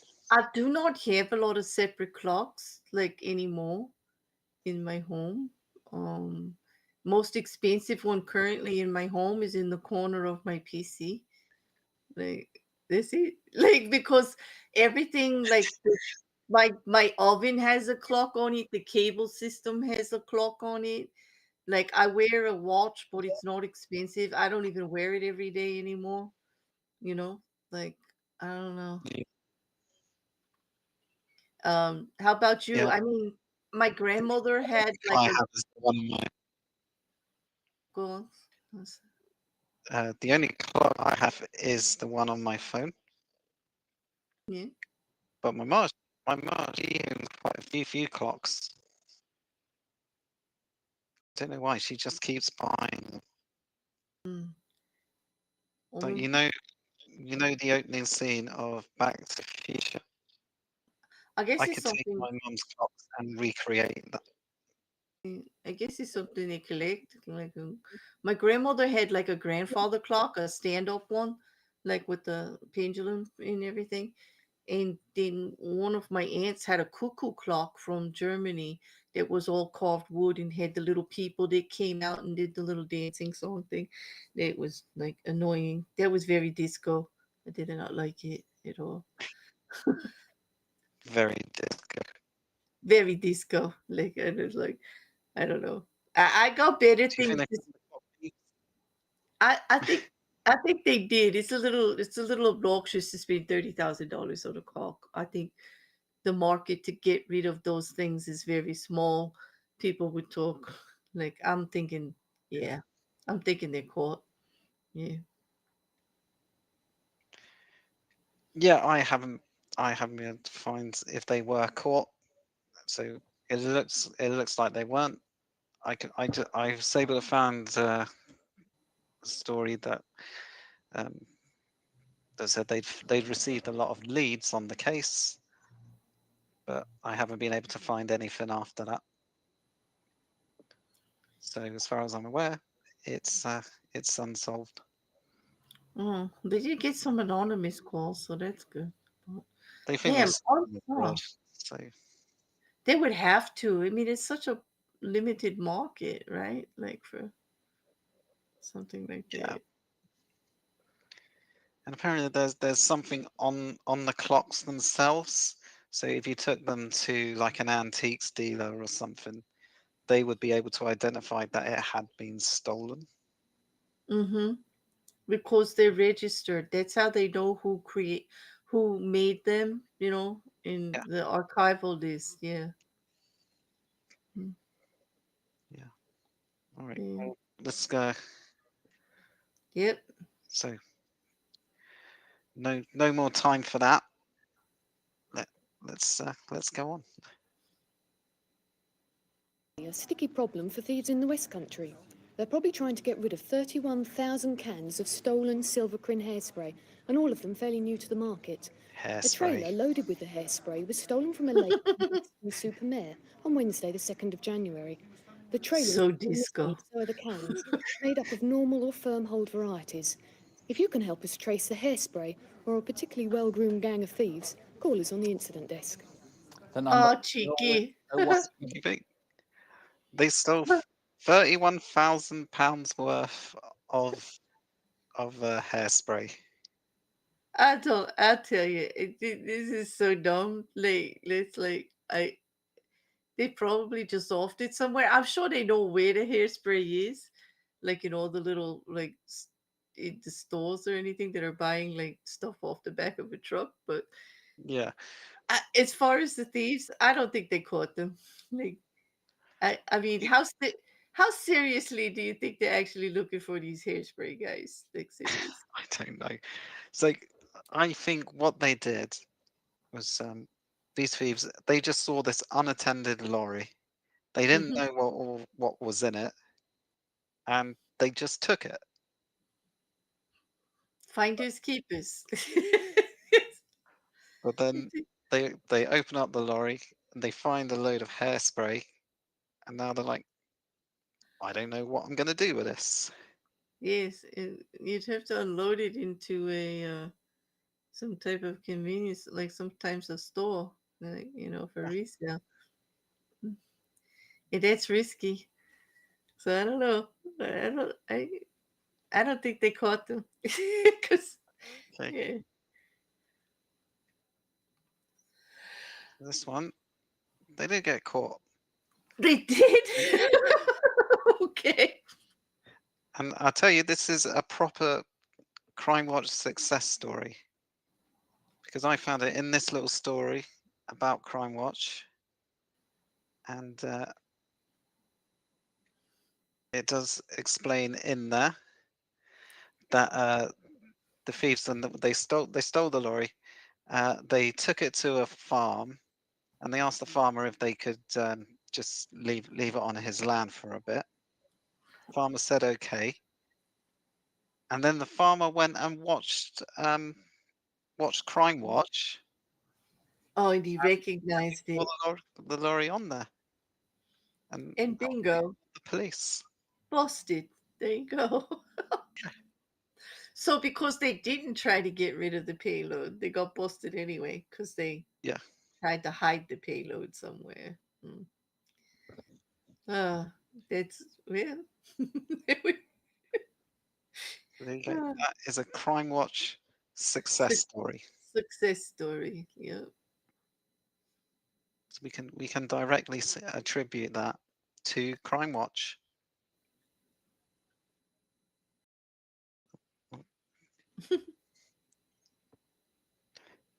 18055.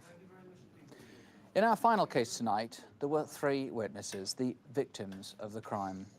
They and Essex police believe the reconstruction that follows may give you a clue, or may prick someone's conscience, may touch someone who knows something, may reach someone who, when they see the brutality that took place, will decide to put a stop to it.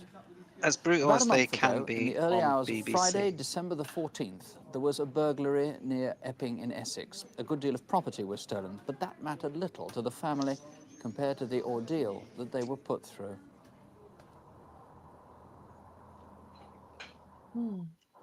A large bungalow just north of Epping, home of the Mitchell family. Brian Mitchell had been suffering from a bad back, so on that Thursday night he'd slept on the sofa so Gillian, his wife, wouldn't be disturbed. So it looks like they got quite The quite an family expensive always house. felt safe at night. Their Labrador, Jumbo, was an effective guard dog. Jumbo? Jumbo, what is it? Jumbo?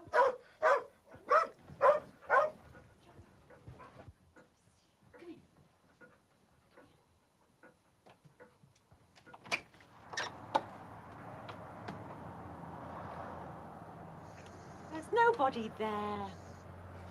Come on, you silly dog. Come on. Cold night. Not a silly dog. If only she'd listened. Yeah, isn't it funny? Like they open the door, they think like the burglar, the bad guy would be standing right there, you know. Like he's not hiding in the bushes or out of sight or anything. He'd be standing right there. Yeah. Police are searching the 80s for a lot of people He'd been with to a big cricket hair. practice, and his parents can remember hearing him get back and Well, at go least to it his was in room. the 70s.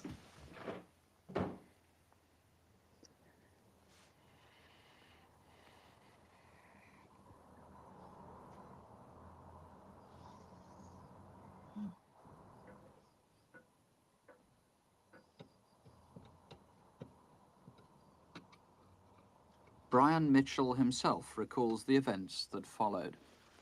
It must have been roughly about 3 o'clock. I was sort of half asleep, half awake. I can remember hearing a few noises, which didn't bother me because we're used to birds and things tapping on windows. Don't get. Why would sleeping on a sofa help you with a bad back? I would think it would make it worse, right? I don't know. That's what I would have thought.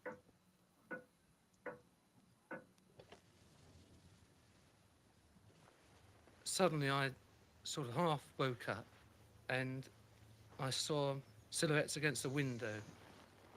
Oh, there's a lot of them. Three. Oh, he's got a bad back. He jumped up pretty quick. Like, what the heck? It was an adrenaline surge. Like, bad back must mean marital problems, like AKA marital problems, because like Yeah. you don't have no bad back. Okay, son's gonna come home. No, son is home. Oh man. Lie down on the bed and you won't get harmed. Stay there and don't move. You're not going. Well, he's the young one. You should tie him up. Like he's not gonna listen. Don't give me that. Now where is it? You notice that guy? He's so sure of himself. He doesn't even wear a mask. You're going to give us trouble. We'll catch your bleeding toes off, mate. Go and get the boy in here. Go and get him in here. Do you know where the stuff is? No, I don't. The stuff? If you let me see her, I'll get it for you. Right, up. Just, yeah, the stuff. What have you done to my dog? What happened to the dog? Tell him where the money is. You know, The dog was killed. it's in the end room, in the first wardrobe, in a denim dress with 2 pockets. Right, come on. We were sort of trussed up for an hour and a half or thereabouts. The hour and a half for one seemed like a year. I was treated brutally. They just put the gun to my head and said, if you don't do what we're told, you're dead. The worst aspect of it was that possibly Jill, my wife, was going to be treated in the same way. Stay there, just stay there. Not gonna hurt you. Oh, here is he. The one that tortured me was a very vicious man. Knowing that he'd killed our dog, he stabbed me, he held a dagger into my leg very deeply. The thoughts were that maybe we wouldn't come out alive, any of us. Be gone soon. Keep him quiet. Stay down. I would imagine it was on all of our minds that if we get out of it alive, or even almost alive, we'd be very lucky. To them, it seemed a routine job. What more do you want? You've got the diamonds. We don't want the diamonds, it's the gold we want. I've told you we haven't got any gold. Look, that diamond you've got's worth £10,000. What about this, Zach? How much is it worth now? A couple of hundred, take it. Yes, get something to gag him with, quickly! You shouldn't have got your dog to attack me. It was only a pet. I love dogs. I used to have greyhounds of my own. Don't worry, love, we're not going to hurt you. If we Some find amazing acting on that display. you've been hiding stuff from us, or if you do anything naughty, come on, we'll be back. Yeah, we'll be back.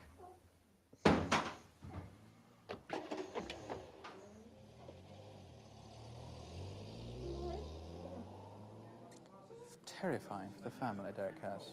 Have they Damn. Okay. Yep.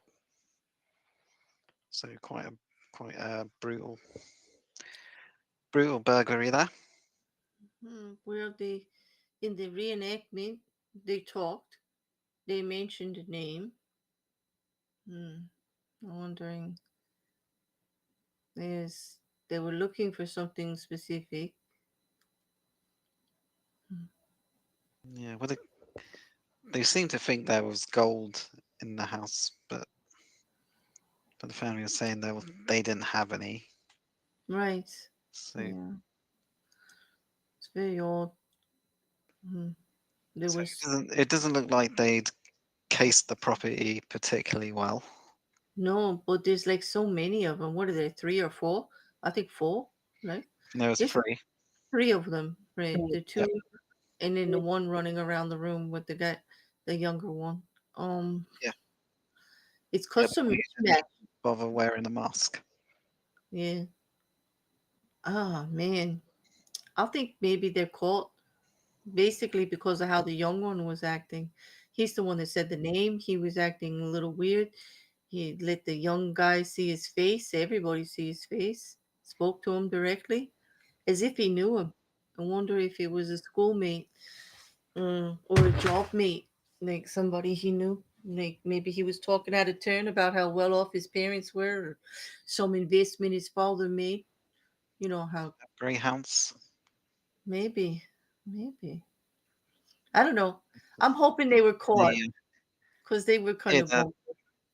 Yeah, let's hear the detective first. It's what, a month since the attack? No, this was a particularly brutal and horrific crime. The mental scars will remain with that family forever. Now, what clues have you got about who did it? A Ford Escort was stolen from the premises that night and abandoned in Union Street, Stratford, later the same day, about 1 o'clock. We're also Stratford, looking for East London.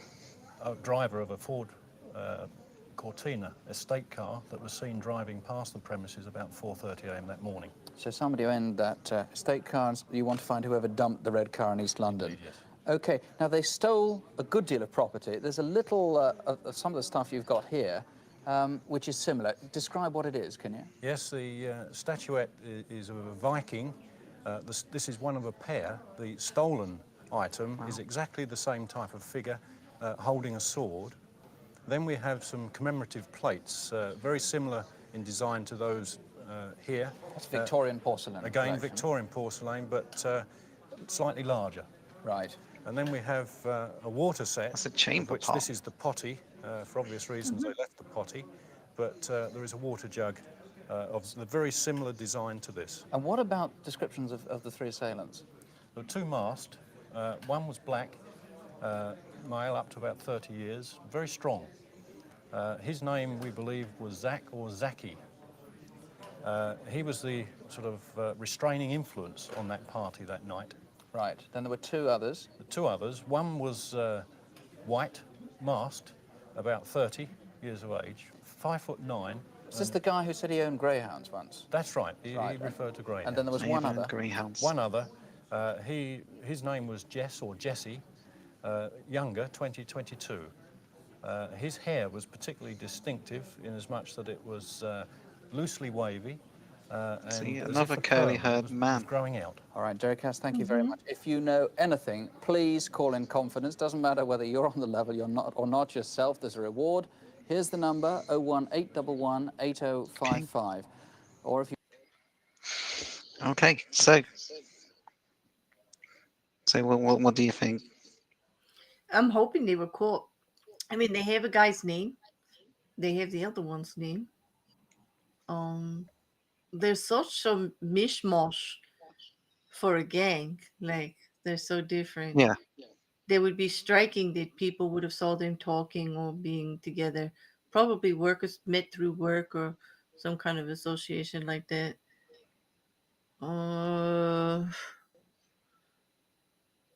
But, you know, like they said, the one guy was calm and he seemed to be holding them back. So he might be a little more criminal minded, small. But I'm hoping they're caught because it seemed really haphazard what they stole and everything. Like they were just going by bad information or the wrong idea. Like what did they get? Some statues, dishes, and a little bit of money. Statues, some Yeah, some a chamber porcelain, pot. Yeah, like, and a chamber pot. I mean, seriously. This is not the great heist, you know? Like, yeah. No. Not a lot of planning went in here. Like that, yeah. But they were, you know, they took the vehicle, which is kind of dumb because vehicles are registered and recognizable, and yeah. I mean, you risk the chance of getting pulled over, and you could get busted right there for being in a vehicle that's not yours. Like, you know. And they dumped it in Stratford, Mm-hmm. which is quite a bit away from Epping. But they had the other vehicle to which was going by the resident at the time. So, like, is that how they got there? Yeah. So, I don't know. I'm thinking they got caught. It doesn't seem like there was a lot of, although there's not a lot of evidence pointing to them, I do think that more came up later, as they went on with the investigation. Yeah, so they did in another Crimewatch success story. There we go. It was they were turned in by by another criminal called Ernie, who was paid £1,000 for his information. So yeah, they got shopped in by another criminal.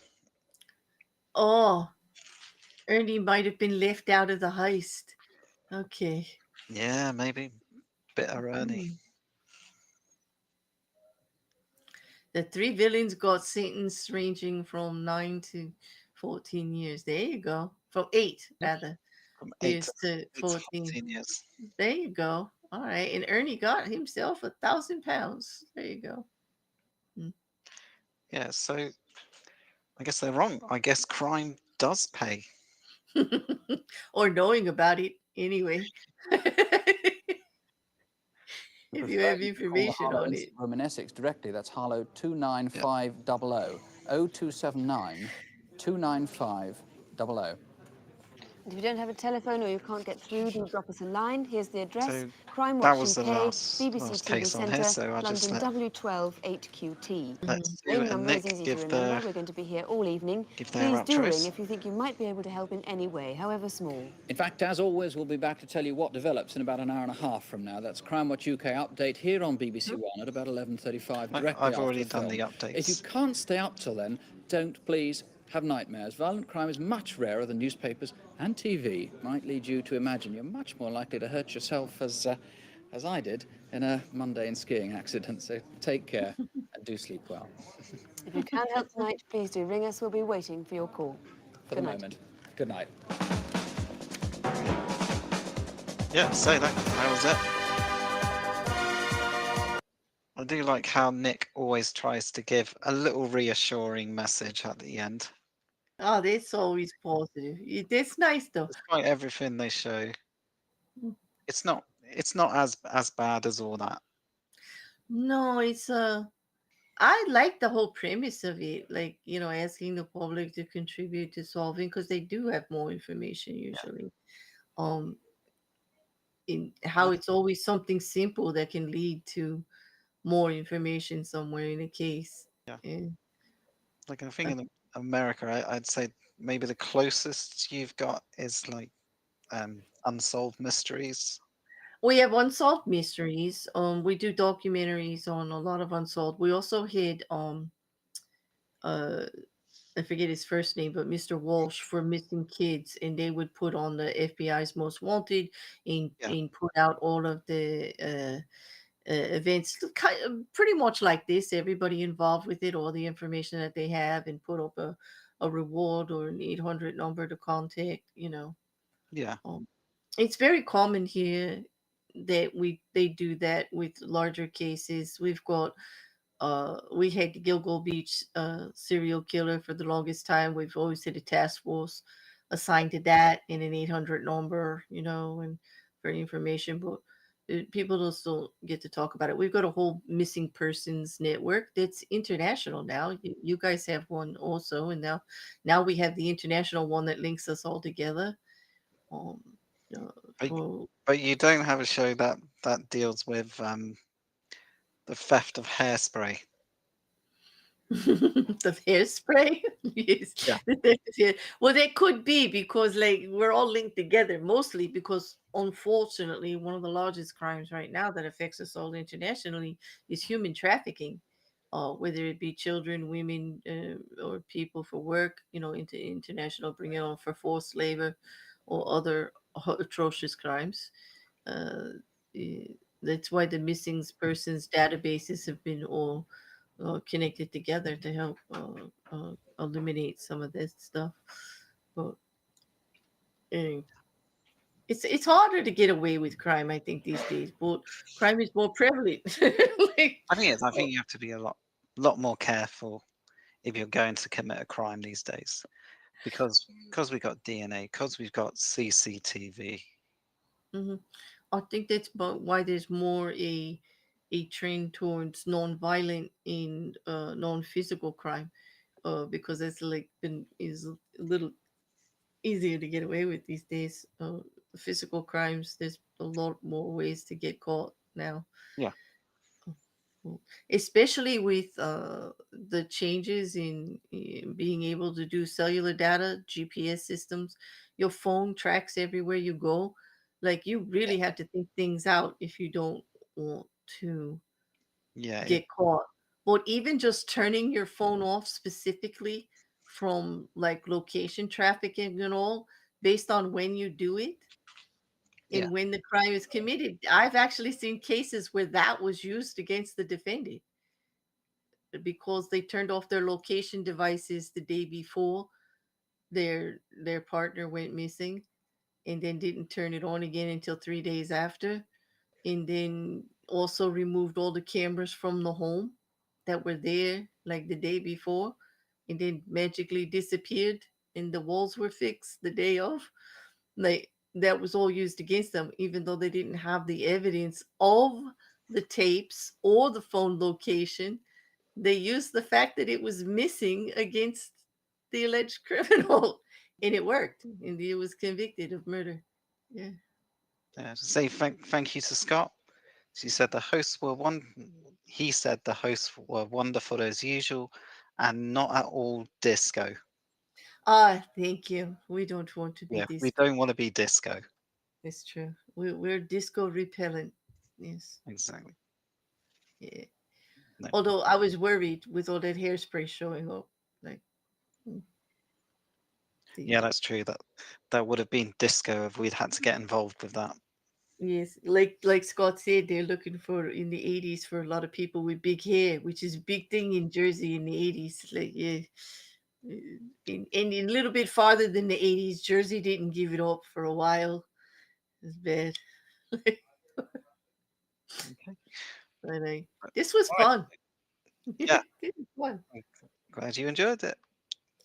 So before we sign off, you've got anything you wanna push on your channel? Just that I do a regular weekly update on the 23 cases that I'm following on Tuesday nights. It's a little late for the UK. I usually stream about 7 o'clock Eastern Standard, but there's this thing called replay. Like, you can always watch it after. and and I do like when people leave comments or ask questions about it. I'll always get back to people. Or I do like to go over some new things with each state, because here in the United States, the laws change state by state on little things vary. I'm sure you have the same thing in the UK. Some things could be a little different in different areas because you got the EU and things, but Mainly between, like, say, England and Scotland. right. But it's not like Well, there's a big difference in laws in, say, Bournemouth and Newcastle. Well, that's it, because it's more like here it would be like county to county the way you guys do it instead of state. But all states actually are allowed to legislate separately. So it's a lot to keep up with. So there's always new things and new terminology or new reasons we have to go over. And I like helping people understand that from a layperson's term. I approach this as if from the outside, like as if we were on the jury, and seeing it with no education in these matters or anything. And then we just look for the information and help people understand it and explain what's going on. So I enjoy that part. And the cases are so varied. There's murders and assaults and just I've done financial crime, like gone over the financial crimes. We had the big one with FX with Samuel Bateman Fried that was absolutely enthralling, because it was even bigger than the Ponzi King, as far as the amount of money you got away with. It's just crazy stuff. Well, the big thing right now is appeals. Like, a lot of the cases are in appeal, and there's going to be retrials. I think I went through the Masterson case, and we had to do a retrial on that. And now there's an appeal on the Murdaugh trial that we covered, and it looks like that's also going to get maybe perhaps a retrial. Oh, yeah, and we've So- got a very big case about to start. Prince Harry against Rupert Murdoch. you know what? I saw that and I'm like, oh my. the interesting thing with Rupert Murdoch is like, well, we went through the Fox case here in the United States, where Fox lost the defamation case against the election machine company, and there's another case. The second election machine company is actually suing also, and they will probably win that case based on the winning of the first.